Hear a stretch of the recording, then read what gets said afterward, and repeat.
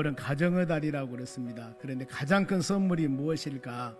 가장 더 중요한 것이 영원한 예수 그리스도 복음을 그 영혼들에게 증거해서 믿음 안에 하나님의 나라 소망하며 살게 하는 것이 가장 큰 바로 선물이라는 것을 마음에 생각하면서 오늘 이 말씀을 같이 묵상하고자 합니다.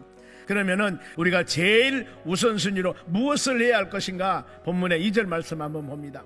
기도를 계속하고 기도의 감사함으로 깨어있으라 그랬습니다. 전도 문을 열기 위해서는 기도하는 것입니다. 우리가 하나님께 기도할 때마다 우리에게 가까이 하심이라 그랬어요.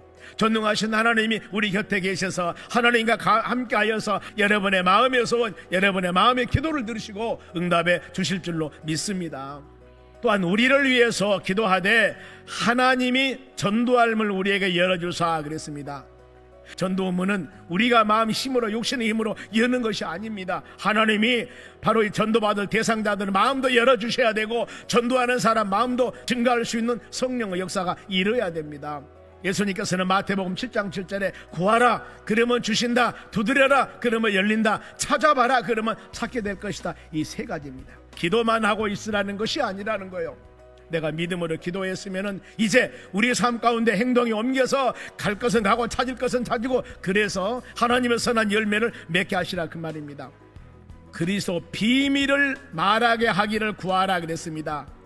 즉 내가 알고 있는 하나님의 비밀을 알지 못한 그들에게 담대하게 증거 전도하는 여러분 되시기 바랍니다.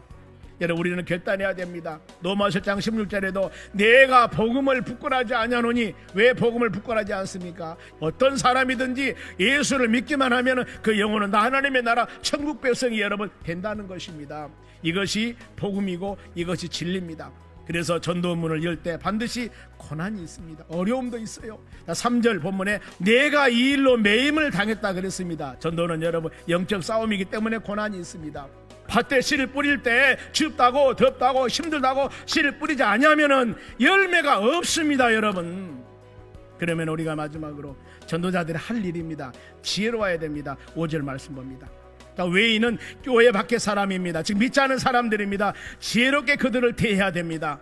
하나님 우리에게 주신 기회들이 있습니다. 그 시간을 최대 잘 활용하여서 영혼 구원하는데 우선순위를 갖고 항상 우리가 준비하고 있으면서 때를 얻든지 못 얻든지 지금은 구원받을 때요 하나님 은혜 때라고 성경은 말씀하고 있습니다. 사랑하는 성도 여러분, 우리는 오직 예수입니다.